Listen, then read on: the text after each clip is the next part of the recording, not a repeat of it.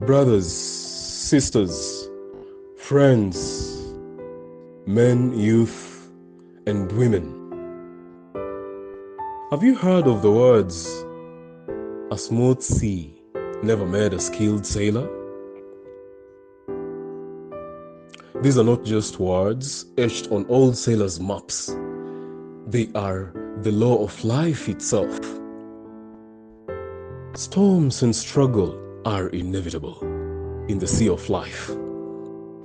And they are not the villains in our story, but the very crucible in which our strength and resilience is forged.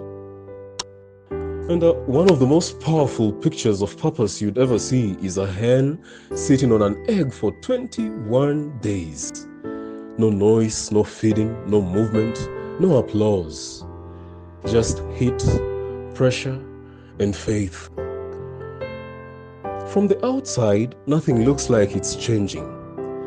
But inside that shell, destiny is forming organs, bones, and an identity. If you crack the egg too early, you'll destroy what it could have become. Potential needs time, not proof. Potential needs pressure, not popularity. And the hen knows that. And the hen knows that as long as she stays faithful to the assignment, the egg will crack and hatch. Now, isn't that true about purpose? You don't always see progress, but something is forming deep inside the shell. I want to tell us today that the shell is not your limitation. It is your incubation. Silence is not your enemy. It is your environment for formation and transformation. The hen doesn't need proof. It needs faith, resilience, and consistency. In Christ's teachings, the book of James starts with startling command. It says, "Consider it pure joy, brothers and sisters, whenever you face trials of many kinds, because you know the testing of your faith produces perseverance." Now I beg to ask, consider it joy in a trial and a struggle? This isn't a call to masochism. It is a revelation of divine truth, alchemy, and order. The struggle is the catalyst. The pressure has a purpose to produce in us a resilience, a perseverance, a character, and a strength that cannot be developed in times of ease. Now, we are all in the midst of a struggle. Everybody is going through a struggle. And it might be the quiet ache of disappointment, the crushing weight of financial fear, the storm of broken relationships, or maybe it's a divorce, or the fog of uncertainty, stress, and depression. And our natural response is to fight it, to numb it, to seek temporary comfort through drugs, or worse, to be broken by it. We should know that our problem is not the presence of struggle, but the perspective and the lens through which we view struggle. We see pressure and we panic. We see fire and we flee. Regina Williams from UK London in The Blessed Struggles calls us to a different perspective and response. A response not of worry, but of calm. Not of quitting, but of perseverance. Not of being broken, but being refined by the struggle. She calls us from mere philosophy to practice.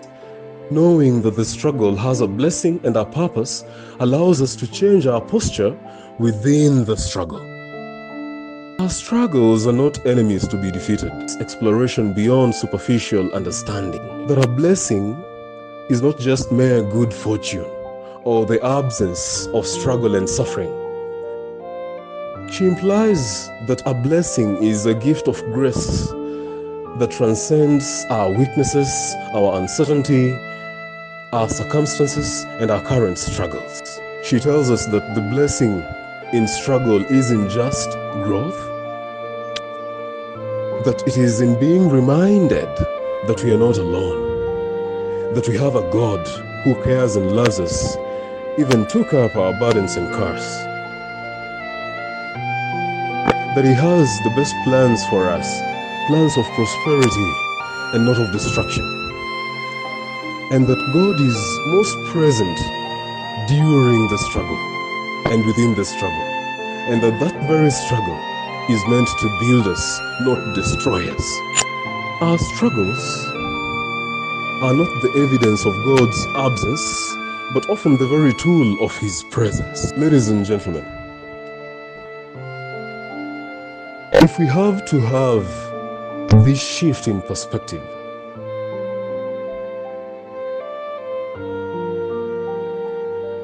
this shift in perspective enables the very thing that seems impossible in a storm and a struggle: faith, joy, and calm. But when we fail to make this shift, the consequences are very destructive and devastating. Without this perspective, ladies and gentlemen, struggle becomes a wrecking ball, instead of becoming something that should strengthen and fortify us. It leads to the numbing escape of drugs and alcohol, the desperate cry of anxiety and depression, to violence, and the ultimate surrender to suicide.